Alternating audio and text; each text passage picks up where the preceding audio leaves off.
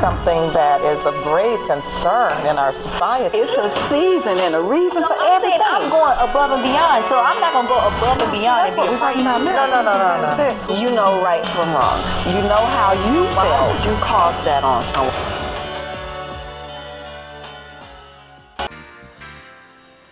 Welcome back.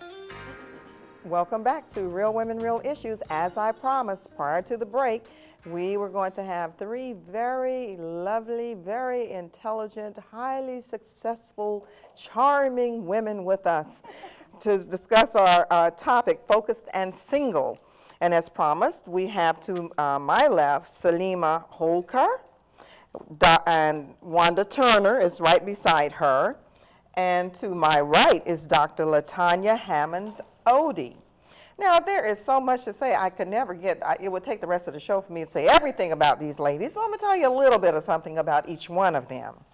Salima she's 32. Can you tell? I thought she was 16, you know, but anyhow, she says she's 32.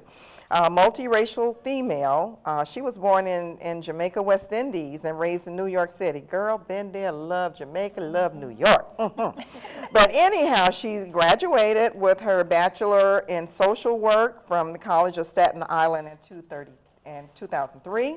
She became pregnant with her daughter in 2004. So she's a single, successful mom, okay? And once becoming a proud mom and the sole provider, she has a beautiful daughter, Brianna, who is age 5. She decided that going back to school is the right choice. So she completed a 1-year accelerated master's program at Adelphi University in Garden City, New York. Wow, with a baby, she did an accelerated, not just a regular master's program, an accelerated master's program. Kudos to you, my sister. Kudos to you. Anyhow, it is her future goal to open a residential care home, and she does still maintain a good relationship with her daughter's father, but she doesn't think that she needs to wait around for a husband. That's not necessary for her to accomplish her goal. Doesn't have to have a man. Maybe she might like to have one. I don't know. We'll find out. But she doesn't have to have one to accomplish her goal. She enjoys going to movies, eating out, shopping, educating herself, and she just enjoys being a mom. Then moving right along to Wanda Turner. This is the one that really had me fooled. Miss Wanda Turner, because I said, "How tell me this lady's almost 50 years old? I mean, get out of here. I did something wrong. Wanda, you're just going to have to tell me what wrong turn did I take?" She is a single mother of 3 boys. Now check this out, 23, 24, and 28 years old. Wow. Good grief. She obtained an associate's degree, bachelor's degree, and master's degree in criminal justice and business. And she has worked as a law enforcement officer for 15 years, as well as a correctional officer, police officer, and criminal investigator. Now, this is what gets me. Yeah, yes. She owns her own security company, which specializes in providing bodyguard services as well as professional security for large events. And I can tell that she loves working out. She loves running and working out. I guess that's one of the reasons why she's looking the way she looks over here. Okay, take it from the successful ones. Moving right along over here to Dr. LaTanya Hammonds Odie, who is in her early 40s. Looking good, my sister, looking good. Doctor. She completed her undergraduate degree in biochemistry. Wow. Biochemistry. At Spelman College. She married her high school sweetheart 3 weeks after that. They moved to Alabama, where she earned a master's and a PhD from the University of Alabama. Then she completed postdoctoral training at the University of Miami School of Medicine before returning to Spelman College for a second postdoctoral training period. You love school, don't you? She loves to learn. She is assistant professor of biology at one of the university systems of Georgia institutions in Metro Atlanta. And she's worked, at several universities. And she and her now ex-husband what can I say? Sometimes you gotta let them go. Had an amicable divorce after 14 years of marriage. But she considers herself a stable professional with a full life and is not actively seeking a husband. Wow. And I want to know why. So don't touch that dial. We're going to take a break and we're going to find out when we come back.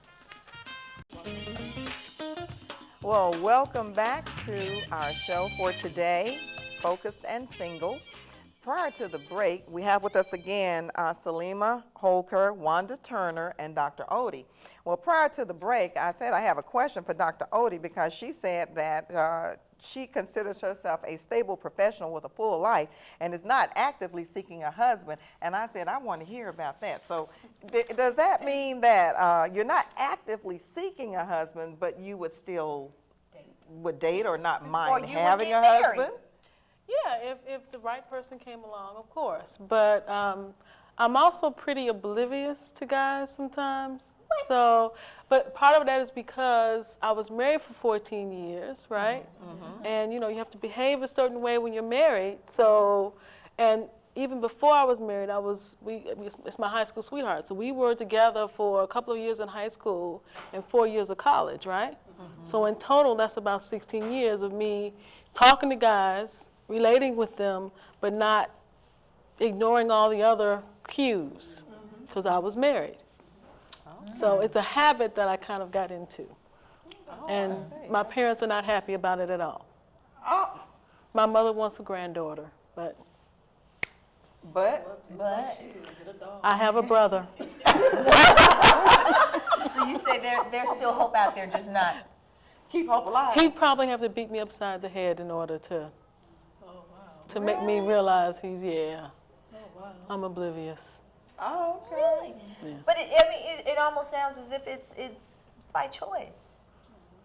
Sometimes it is, because in some ways I really, really do work a lot, teaching and trying to do some research on the side and trying to help students be all that they can be. And it really does take a lot of my time and energy. So. But do you get lonely at night? Sure. You do get lonely? Yeah. And still, but not enough to pursue that particular. So do Not you yet. have that syndrome they say we get when a man come past you and it look like he may want to say something to you? Do you get that look like? You'd have to. I don't think I do. I might. I try not to, though. Okay. But I mean, because you know, there really is some truth to that your body language will definitely send a signal to a pursuer that will indicate whether or not you are interested in being pursued. So you say that you're not actively seeking, but then do you think that your body language generates that? Not all the time. Sometimes I'd say yes, yeah. And I say sometimes not because I've recognized it, but because people around me recognize it. And they've said something to me. I'm like, oh, really? So you just choose not to try to modify that? Yeah. That is quite interesting to me. It really is very, very interesting. I have a question for the panel. Okay. Whoever want to jump in. Do you all believe that there is a good man out there for you all? I'll answer that question. Okay. I believe there's a good man out there for any woman who wants it. Okay. I don't think that it's easy to find him. However, I believe in positive energy versus negative energy. So if you're a positive person, then you're going to draw those positive entities to you, be it a man, be it your career, be it education, whatever it is. It's going to come to you because you are being positive. And I believe that you don't necessarily have to seek it. It will come to you if that's what you want. And like the young lady over here says, if you're being oblivious to it, then your persona or that energy around you, people are going to pick up on that, and they're going to, they're going to back off. However, if you are, a person that just have a free spirit, then you're going to draw those free spirits to you, and you'll find yourself in a better place. Well, if you were looking for someone right now, either one of you, what kind of qualities would you want? Someone who could communicate with you, someone who's honest and trustworthy and just real, because I'm a real person. So I like someone who's upfront and real. Okay. I have a question because it's just really hard for me to digest that perhaps you're okay with being single and really being successful, and at this point in your life that you really are okay not having a mate. And I've had friends in the past that have chosen to pursue their careers, and then once they've reached that level of success, they look back and realize that perhaps there was some emptiness there. And then they long to fulfill that with marriage and children. And I know that you all have children, but has there been a situation where you were asked to be married and you turned that down because you had not reached your goals, your professional goals? Well, I was engaged before, actually, when I was going to college. And with me personally, I don't let any man stop me from pursuing my career. However, within the relationship, you do have dramas, like ups and downs, like a marriage. And when I saw the drama coming with the cheating, I decided to put that on the back burner, because that type of stress will prevent you from completing your education. Sure. So. Well, do either of you think that your success has something to do with why you're not in a monogamous relationship right now? No, I don't believe that. I don't believe that either. I mean, we all have choices, and we have to stand by the choices that we make. Right. But my choices did not stop me from having a relationship. However, I actually would like the relationship to go along with what I'm doing. Right. Let that person enhance Right. what I'm trying to accomplish in my life. And if it's a fit, then we can go forward. And I was in a relationship, a long-term relationship, but it didn't work out. However, being that I'm a strong, determined black woman, I continue to pursue even above those different stresses and distractions. Right. But you know, it just seems so difficult to me that if you are so focused on your career and being successful, it's difficult to invite someone in because you have closed yourself around your success and your career. So how do you propose to open that up to invite somebody in? But essentially, there's lots of time to do.